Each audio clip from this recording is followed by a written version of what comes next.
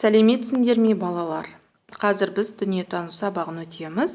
Бүгінгі өтетін тақырыбымыз жасанды ортадағы қауіп-қатер. Адамның тіршілік ортасы екіге бөлінеді. Ол табиғи, табиғат және жасанды, яғни адам қолымен жасалған.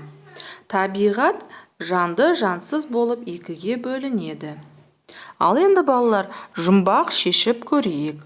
Алғыр болып жас жеткіншек талапты. Дұрыс жауап бере алсаң жарапты.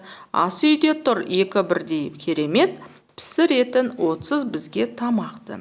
Балалар, бұл жұмбақтың жауабы не екен кәні? Ойланып айтайық. Өте жақсы. Жұмбақтың жауабы электр плитасы. Келесі жұмбағымыз. Отқа қойсаң елпілдеп, бұж-бұж етіп түн шығар. Тақиясыз селкілдеп, танауынан бу шығар. Ал балалар, бұл жұмбақтың жауабын кім табар екен кәне? Өте жақсы балалар. Бұл жұмбақтың жауабы шәйнек екен. Өрттің шығуы мүмкін болатын себептер балалар. Дұрыс, бұл үтіктен болуы мүмкін. Егер үтік қосылып қалған жағдайда және сіріңкемен балалар ойнауға болмайды. Кез келген жерде сіріңкемен балалар ойнаса, ол да өрт шығаруы мүмкін. Өрт кезіндегі қауіпсіздік ережелері кәне.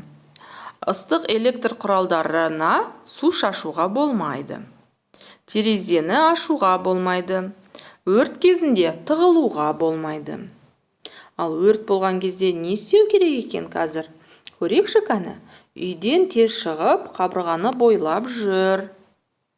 Түтін иісінен уланбас үшін мұрыныңды сулы шүберекпен жап. Лифтіні, яғни жедел сатыны пайдаланбау қажет. Өрт кезінде көршілерден көмек сұрап, өрт сөндірушілерге хабар беруін өтін.